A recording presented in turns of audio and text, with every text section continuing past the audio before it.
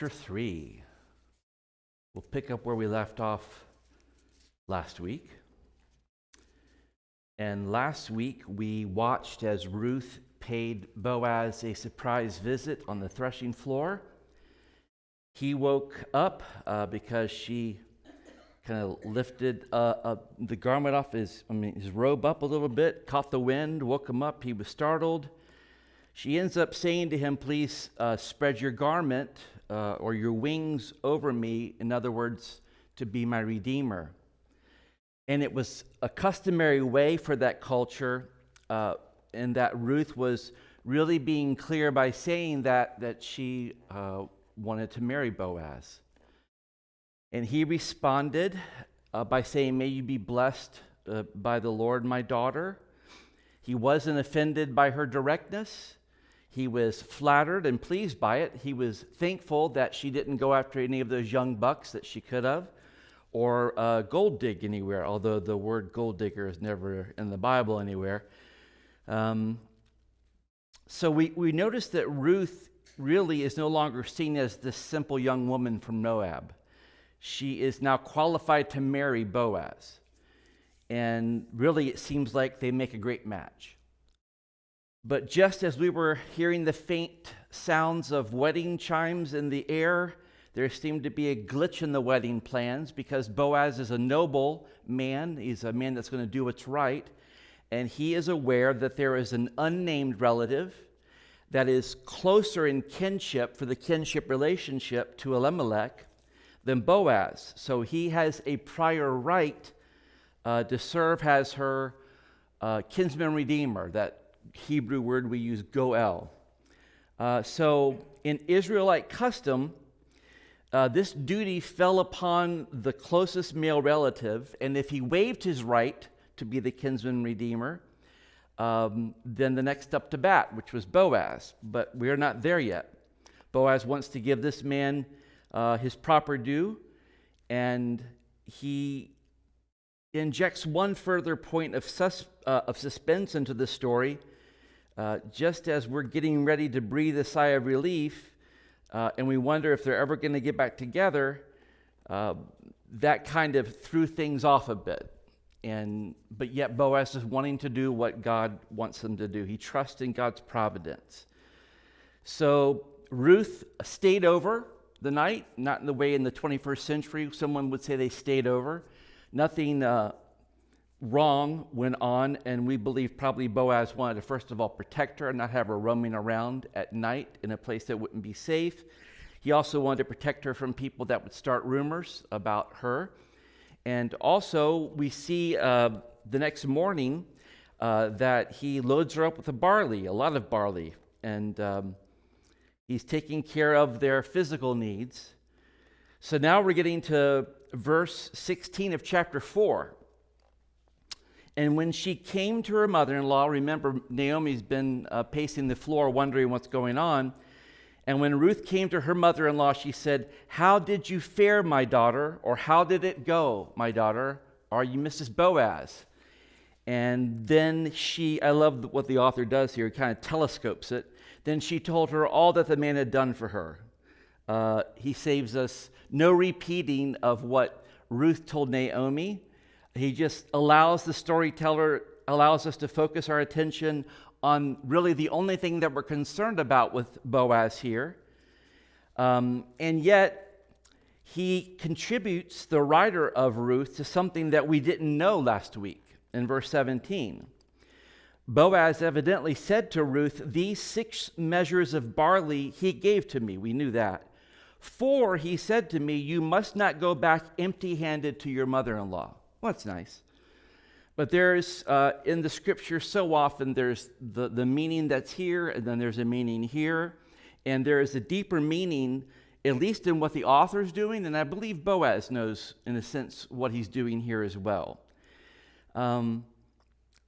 Ruth is bringing, of course, all this food to Naomi, but she's also realizing the seriousness of Boaz's intentions. We get a window into his thinking here, because he's sending her off with this gift of grain as a communication to let Naomi, I'm serious about this, because it deserves a closer look. If you look here, he says, you must not go back empty-handed. The Hebrew word is racham. You must not go back empty-handed to your mother-in-law. It's no coincidence that the last time we saw that phrase in the story was chapter 1, when Naomi said, the people from the village, they all say, oh, look, it's Naomi. And she says, don't call me Naomi, call me Mara. I'm bitter. I went away full, but the Lord has brought me back racham, empty. Same word. So I love that the author's playing with that.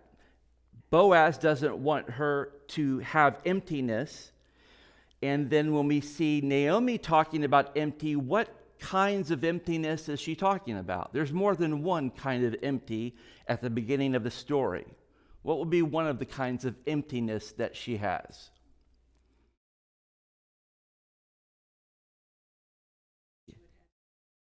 Yeah. So she has the emptiness of losing her husband and losing her sons in death. And yeah, exactly. Is there another emptiness they're feeling? One that we feel more often than the more serious one. Hopefully we feel it once in a while. You ever feel hungry? That's kind of the emptiness here we're talking about. This famine, remember, is the reason they left and went to Moab, and now they find there's food back in Bethlehem, and they go back to the house of bread. And yet there's the famine emptiness and the childlessness. Now, what's great here is that the first kind of emptiness that they experience, the famine, has been taken care of, more than taken care of by Boaz. So one aspect of Naomi's and Ruth's emptiness has been filled.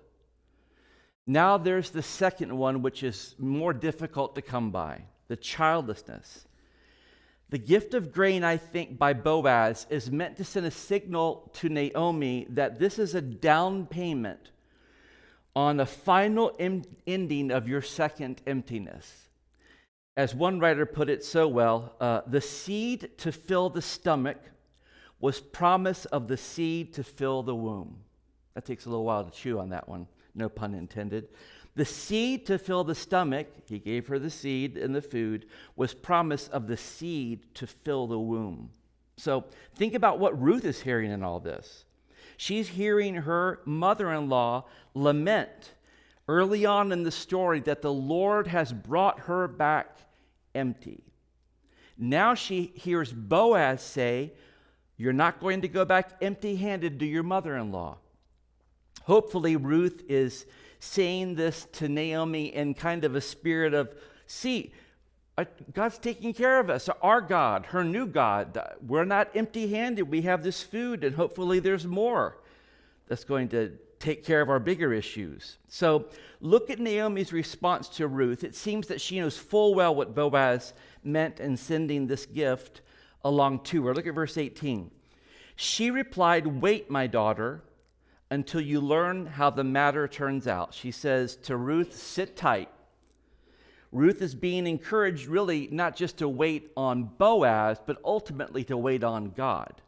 But wait on God through Boaz's action. And then she says, verse 18, for the man will not rest, but will settle the matter today.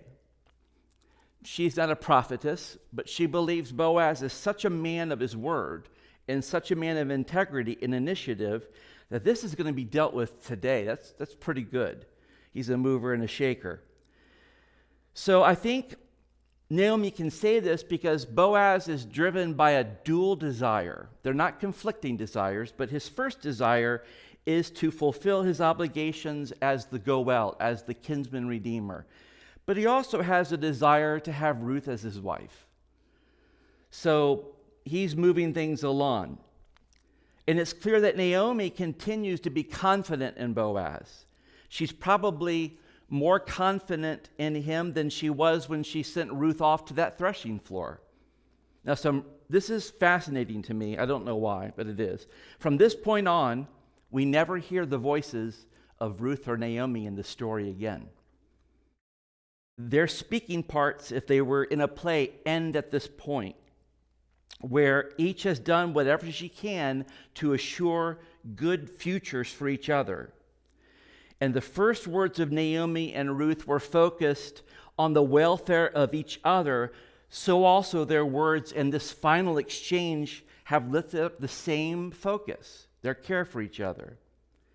In the first exchange we read in the story, no outside help was there for them. But now, both women speak of a man who is continuing to move things toward their security.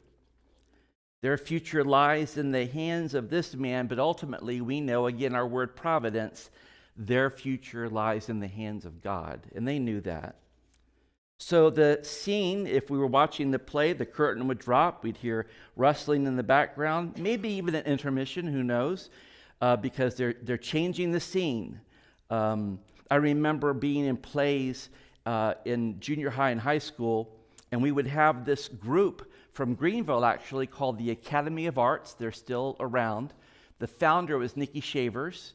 He just passed a few years ago. His daughter inherited it, and they have a theater in Greenville, right behind Greenville Presbyterian Seminary, and they put on great plays there. But Dr. Shavers' ministry was to go to Christian schools and churches, and they would do plays or vignettes. As a kid, I remember he was playing David. Another man on his team was playing, let me think here, David, and it wasn't Goliath. I'm blanking, this is terrible, on the name of the prophet that went to go pick David. Someone help me. Nathan. There we go. So it was, it's just great. They were so good, classically trained people. And what they would come to our high school and do is we would put on a different play each year. And they trained a group of people to be in charge of the set. And they trained a group of people to be the actors and lighting and music and everything. So we didn't have a curtain on our stage. So all of the scene changes had to be done in the dark. And this is back in late 70s technology. We had these glow little things, almost like key rings almost, that were glued into places on the floor so the people changing scenes could see where they were supposed to put this bench. And I'll never forget, I can still remember who it was. Poor Debbie Holliday. Part of our job as actors were to stand back in the dark and let them do their job. Well, she's standing on the edge of this relatively high stage. It's pitch black, and all of a sudden from backstage I hear, ooh, bam. And someone had a big bench they were supposed to move, and they moved the wrong way, and she took a charge as a basketball player, but it was one about a few feet down. Thank the Lord she was okay. But scene changes are pretty awesome. If you've been to a good play, they drop the curtain, you bring it back up, and it's a whole different scene. And that's what we have here. We have the scene of what's called the city gate. And this is a happening place in this type of city. Chapter 4, verse 1. So Boaz had gone up to the gate and sat down there. And he goes to the gate because that offered the best place in those days to locate other kinsmen. Everyone had to pass through the city gate, in and out. And the gate was the place where they had legal transactions that took place. It was, in essence, what we would consider the town courthouse. That was the gate, the opening of the gate. And so all sorts of legal transactions took place. I also hear that sometimes you'd find guys eating moon pies and playing checkers. I don't know if that's true or not. They didn't have moon pies back then. They should have. In the middle of verse 1, and behold, the Redeemer of whom Boaz had spoken came by. Again, the writer's having fun. And behold, well, looky here. Kind of like we did really whenever Ruth came into Boaz's field when she first started gleaning, and look where we are. It's the same kind of feeling here. Kind of written with a wink, because nothing just happens by coincidence, especially with God. At the end of verse 1. So Boaz said, "Turn aside, friend, sit down here." And he turned aside and sat down. Now, that translation, it depends on what some of your translations say there. The English Standard Version is friend. That's not really the best translation.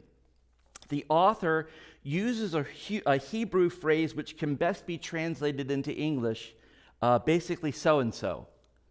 You're telling a story, and there was Steve and the other guy, and then that dude, but you got your main character, Steve.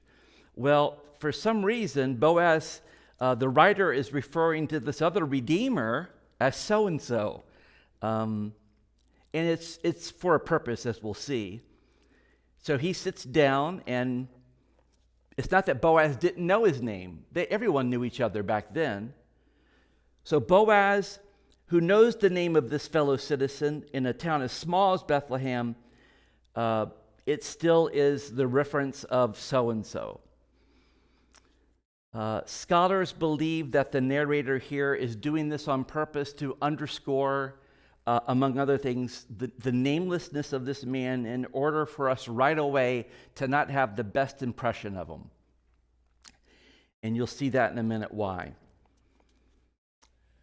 Verse 2, and he took 10 men of the elders, he is Boaz, and he took 10 men of the elders of the city and said, sit down here. So they sat down. Now, this is different. This would be, in the Hebrew language, much more intentional.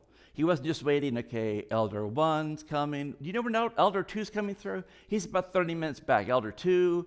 No, he got these people together, these city elders, and these people would be people that would make important decisions for the city. They were the ruling body that governed the affairs of Bethlehem. Verse 3, then Boaz said to the Redeemer, Naomi, who has come back from the country of Moab, is selling the parcel of land that belonged to our relative Elimelech. He gets right to the point, Boaz does, but he tells us something we didn't know yet. And that is, we didn't know there was an issue with land ownership. So we're going to learn a little bit about this culture and how they dealt with land. Naomi evidently is selling a parcel of land that belonged to her late husband, Elimelech. And this is where the fun starts. I read an awful lot of pages on this, so bear with me as I try to trim them down to the essentials. The first thing we need to say when we talk about land in this context is that the Old Testament is clear. All the land is God's land. But God allows humans to hold it in trust, members of this community. So the land couldn't be sold permanently according to Leviticus 25. So evidently Naomi had some claim on a parcel of land. But we also have to be clear that at the start, this passage doesn't describe an outright sale of the land by Naomi.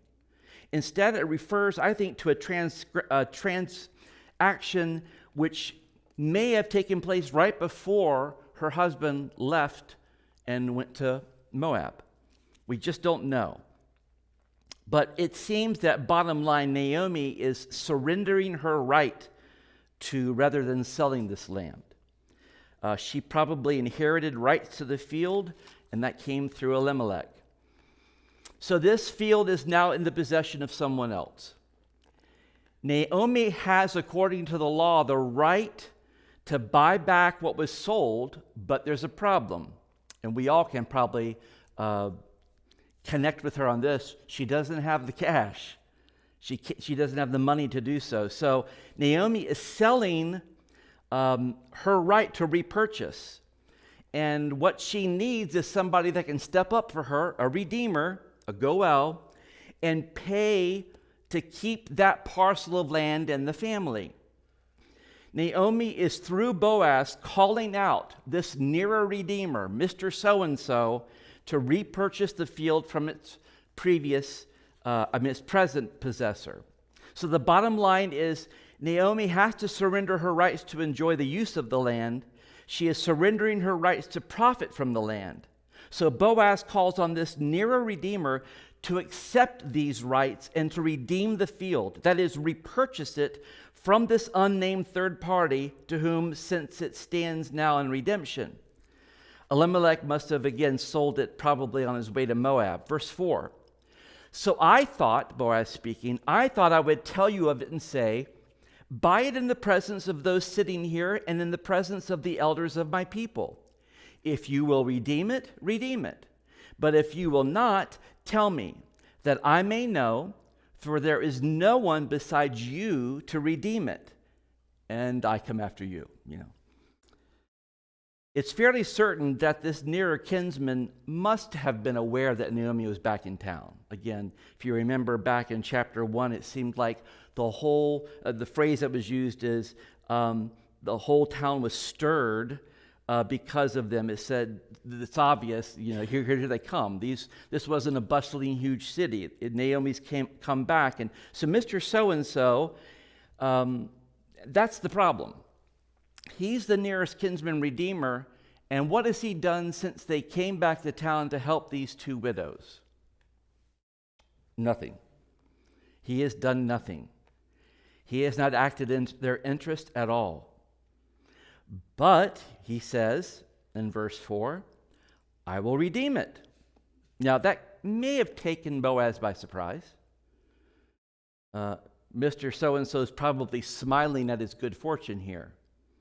For very little money, he can carry out a respected family duty and perhaps even, blow up his reputation even bigger in the community, because from a financial standpoint, this is an investment that's a bargain with very little risk, if any. His little investment would develop into years of productive, profitable harvest. It would enlarge in its importance over the years and be given to his heirs. And this guy's not done anything. But he also is stepping up in this sense in a deal that's too good to be true. Now, it looks like at this point we just hear a thud, kind of an emotionless, you got to be kidding me. One writer, I love the way they play things out here, quote, romance is going to surrender to regulation. Love is going to give way to legality. Unless, of course, Boaz has some shrewd scheme in mind. The story now stands at a huge pivot point. The audience is expecting this kinsman to turn to the witnesses and formally declare, I'm going to redeem this property, but Boaz just happens to save the best for last. Look at verse 5. It's almost like, oh, yeah, by the way, one more thing. The day you buy the field from the hand of Naomi, you also acquire Ruth the Moabite, the widow of the dead, in order to perpetuate the name of the dead in his inheritance. Oh, by the way, there's a woman that comes with this property. And if you buy this property, you automatically acquire her. Now, this isn't an example of bride purchasing, and we'll unpack that a little bit in a few minutes. This means to marry Ruth was part of a legally valid transaction. So Boaz is appealing to this nearer redeemer to not only take care of the land, but perpetuate the name of the dead.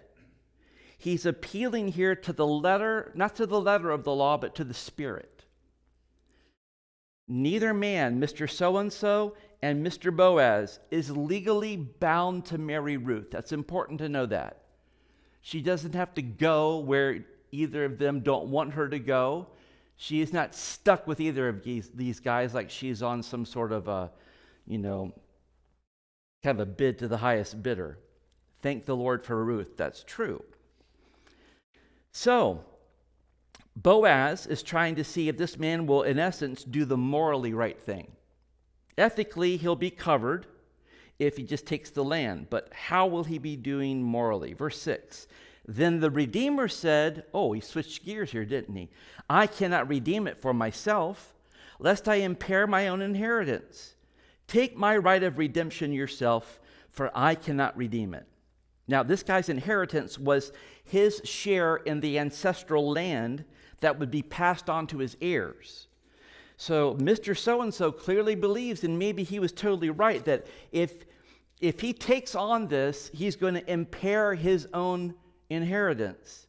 Worse than impair, I think the Hebrew leads us to believe that this guy thought that by redeeming this land and this lady, he'd be possibly brought to a place of impoverishment that would put his family inheritance in deep trouble. See, the near Redeemer is caught in an ethical and economic dilemma.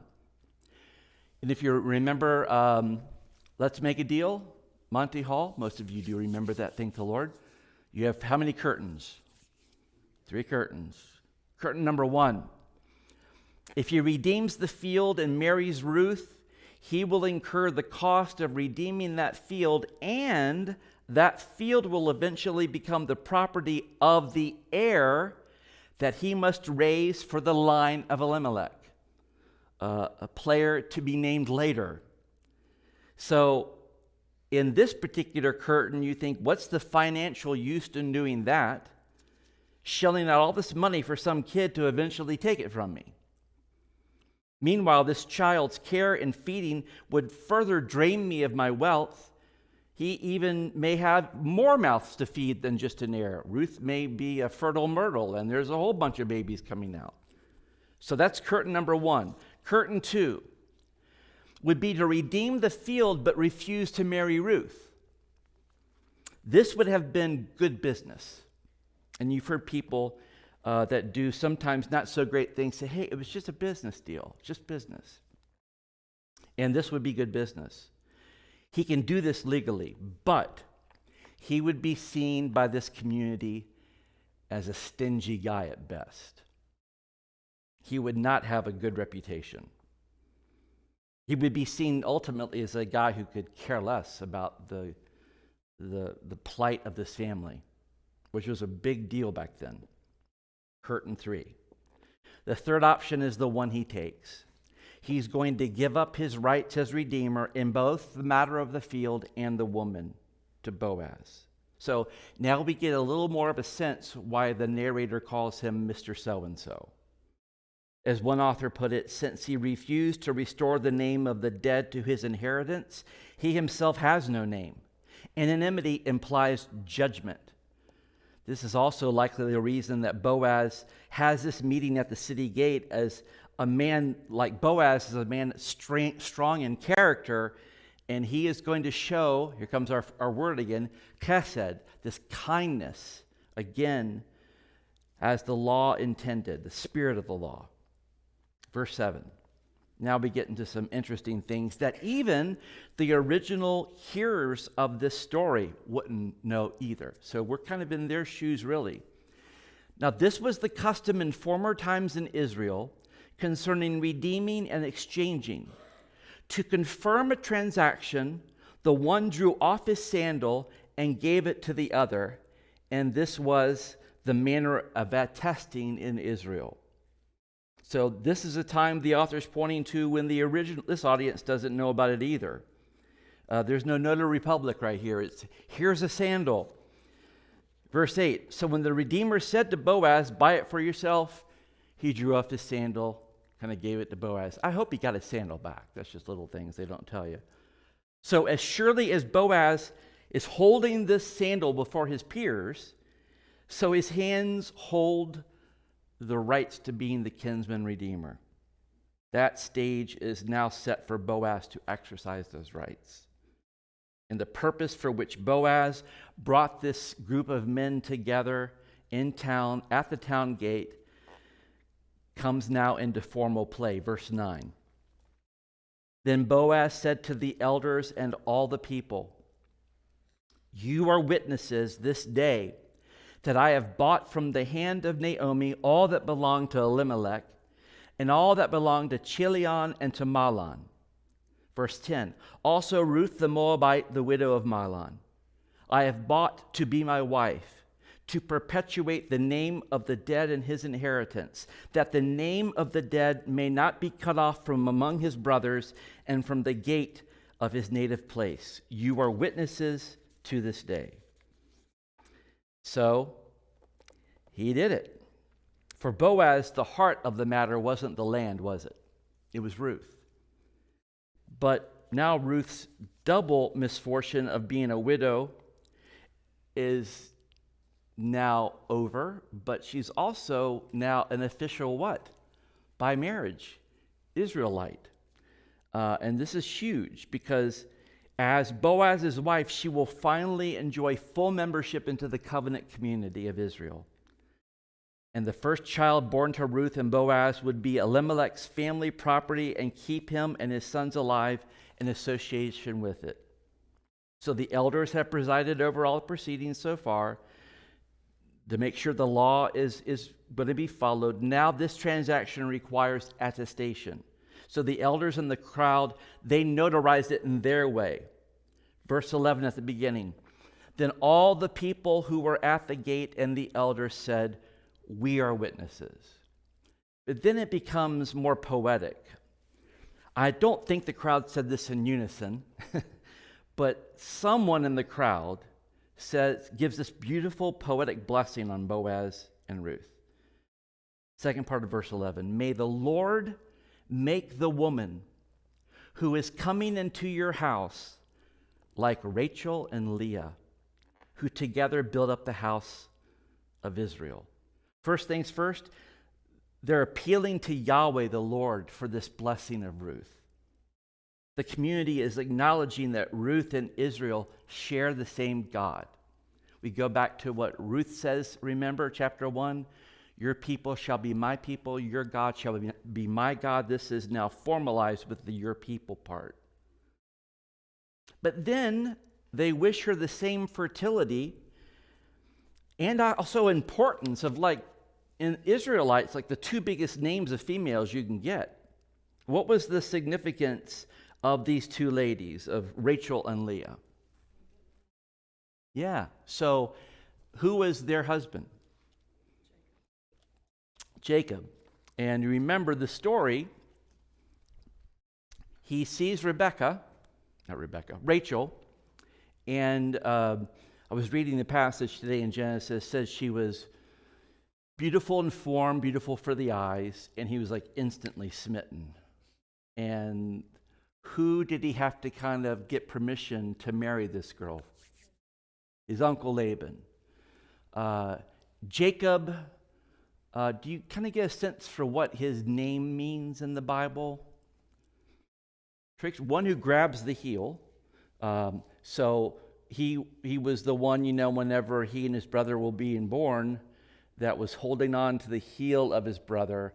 But Jacob is, he's a trickster. He is a sly dude. And we see him in a time of weakness. His brother, not the brightest bulb in the box, just gives up his inheritance of firstborn because he's hungry.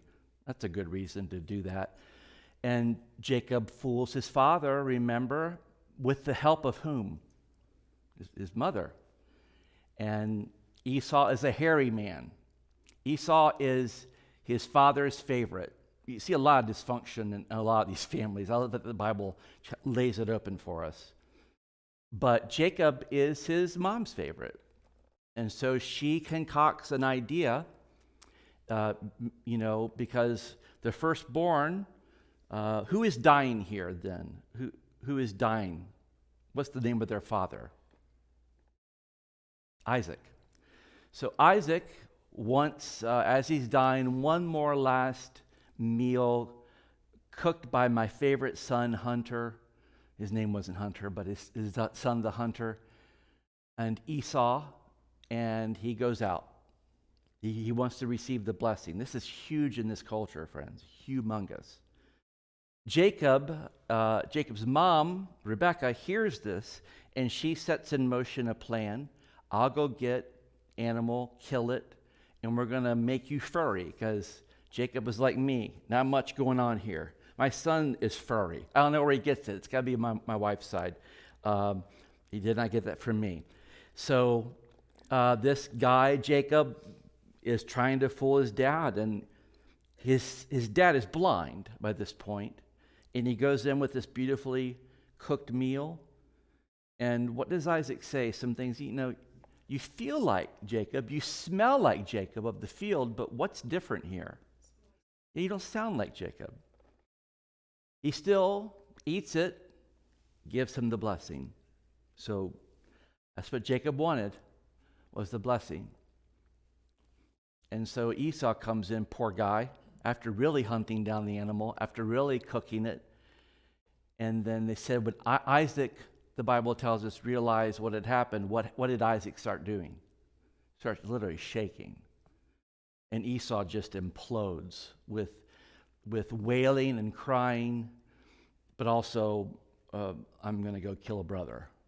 And Rebecca knows this, so she's scurrying Jacob off. And we have that phenomenal scene as Jacob is trying to get his people. But before all that happens, with the meeting of Jacob and Esau again, we have Jacob falling in love with Rachel. And so his uncle Laban says, okay, here's the deal. You have to work for me in order to get her. How long does he have to work for her? Yeah, 7 years. Now, I don't know if anyone's ever written a romantic song about I would work for you for 7 years, but that's a pretty decent commitment. And the Bible says to Jacob it was like a day. So it's they're having a celebration, and what he thinks is Rachel comes into the tent, but who was it? Leah. So Jacob has sex with Leah. Now, I feel sad for Leah. I don't quite know what this means. There's different interpretations. Rebecca's beautiful. It says Leah has weak eyes. I'm like, I've seen pretty women that have weak eyes, but there was something about Leah that wasn't as striking, beautiful as her sister. Jacob's ticked off. So, of course, Uncle Laban says, what do you got to do now? You got to work 7 years, 7 more. That was for Leah. Now you got to work 7 years for the one you want. And he does it. But we won't unpack the story from there. But Jacob gets his uncle back and then some. He basically rips him off. But if by that point in the story, you're really rooting for Jacob. But from Leah and Rachel, how many tribes are there in Israel? 12. So they're each represented by one of the sons. How many, this sounds like Trivial Pursuit, forgive me, how many sons are from actually Rachel and Leah? 8. And then there's 4 more that come from the handmaidens, and that's other interesting things that come in.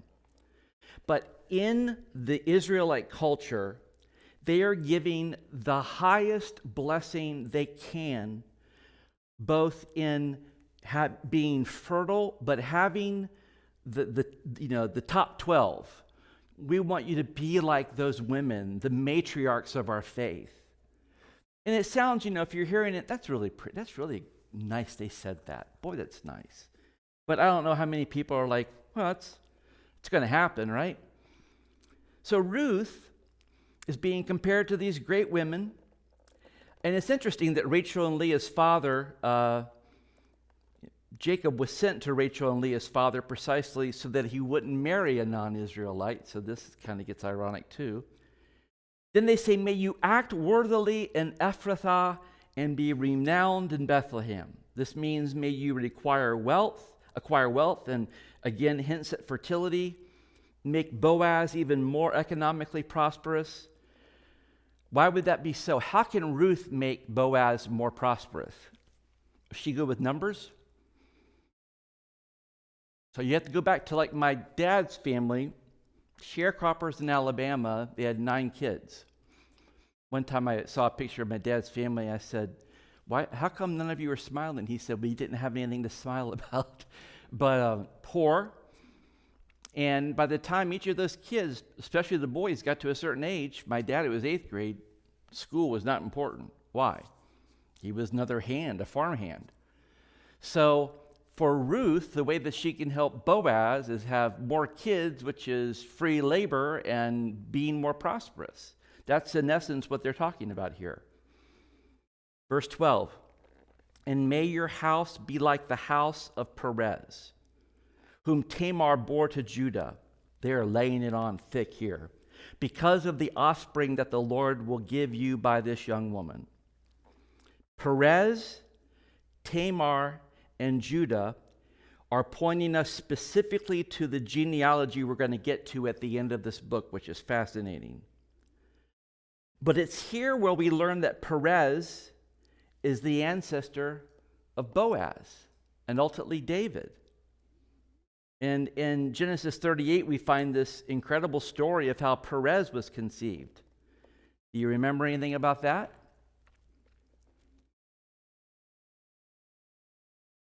Yeah. That was a big one, wasn't it? I mean, she said, I need to have an heir. And every son that went by, because she was a widow, she was promised and she wasn't given. And finally, she goes to town and dresses up like a harlot, has her face covered. Why is she doing this? Who does she want to nab? Father-in-law. She's going to have an heir one way or the other. So again, the Bible doesn't sugarcoat the people who are in the line of Jesus ultimately. And that's where Perez comes in. How are Ruth and Tamar similar? See the word Tamar. Who's Tamar? That's the one we just talked about. Well, I'm not in any way implying Ruth had to dress up like a prostitute. No, but they were both what? They were both foreigners who perpetuated a family line threatened with extinction, one which later became Judah's leading house and therefore gained herself fame as its founding mother. And the crowd connects these two women and leads us to think that if fertile, these equally creative foreigners of Ruth would preserve Elimelech's line, and if that line becomes famous, maybe she could earn a similar grand destiny. Now, fast forward to Matthew, the book of Matthew, and I love Matthew's genealogy for a number of reasons. But it's interesting when Matthew gives us the genealogy of Jesus. He's the son of David, the son of Abraham. But he only lists 4 women, 4 mothers in that genealogy. And there's lots of big names he could be listing. And here are the women. 2 of them are Tamar and Ruth. And who are the other 2? Rahab. Do you know who Rahab is? Sad when you're called Rahab the harlot, but she harbored or brought in a couple of the Israelite spies, and God blessed her because of that. So she's in the line of Jesus. And then you have who's the wife of Uriah? David and Bathsheba. So these aren't the 4 women you would have picked to be in the all-star group. And I think, among other things, it says so much to me about, again, like we mentioned Sunday with Mary Magdalene being the first person to view the resurrected Lord. Jesus is 0% a respecter of persons. And that's why it is pounded into us both by the example of Jesus, and really James takes out some real good portions of his book to say, don't judge people based upon how they look or their wealth or what their background is. And so James tells us if a person comes into your assembly, if whoever the wealthiest person in Union is, maybe he's sitting here or she's sitting here, but if we all know that it's this person, what will we do? If I'm preaching Sunday and in the back walks Elon Musk, that's really weird that Elon would be here. I wonder why he's here. Maybe he's gotten all my fan mail. No, I'm just kidding. But I mean, it'd be easy for people as you recognize someone like that, that's very, very rich, to show respect to them. But someone that is a follower of Jesus that comes from a sordid background, and all of our backgrounds are sordid, but one that makes for good testimony. I always had the boring testimony of raised in a Christian home. One time I stole a light bulb from a drugstore. That's my only time I've ever stolen anything. And I broke it on the ground outside. But you have people, some of you came from, once you were really lost and now you've been found by God. You were as far away from God as you could be. But look at the beauty of who God brings into this ancestry of Jesus. Is the 4 names of women that in other ancestries people would be trying to tuck into the back. Hey, is Tamar and Ruth? Yeah. Don't talk about them. Let's talk about these ladies. So I love that. That's just another reminder when theologians refer to Jesus coming to earth as his humiliation. And when we read Philippians 2, we get that beautiful hymn of he comes and joins himself to humanity. He humbles himself and becomes obedient even to death on the cross. Wherefore God highly exalted him. And Jesus is this beautiful example to us among million things of coming from nowhere. Whenever he's introduced to, is it Nathanael, disciples? And Nathanael says, where is he from? Galilee. What does he say? Does anything good ever come out of Galilee? Kind of isn't that great, guys? But Galilee. Jesus comes from nothing in the world's eyes. There was a song that an artist I used to listen to as a Christmas song. Maybe you've heard it, called How Should a King Come? And it goes through all this pompous things of even a commoner understands he should come, with all the best and just, if you would think of someone in great power, how would their heir come into this world? And everyone just knows this person is a privilege. But Jesus comes the exact opposite way in a cattle stall and is born to this little girl and a guy named Joseph. And he comes and he continues to live a life of humility. So I love that we get this blessing on Ruth that way, because it will point us to, in a few weeks, when we look at that genealogy, some things that I think will be really striking. So anyway, the sandal has been taken off and handed away. What's going to happen next week? We will find out when we get together. Now, next week is, what's the date for next week? 26. So we're going to come to the 26th. That's lesson 11. Then we're going to go the next week and eat and feast. And then it will be the second week of May that we'll finish the book of Ruth. Sound good? Same bat time? Same bat time, same bat channel.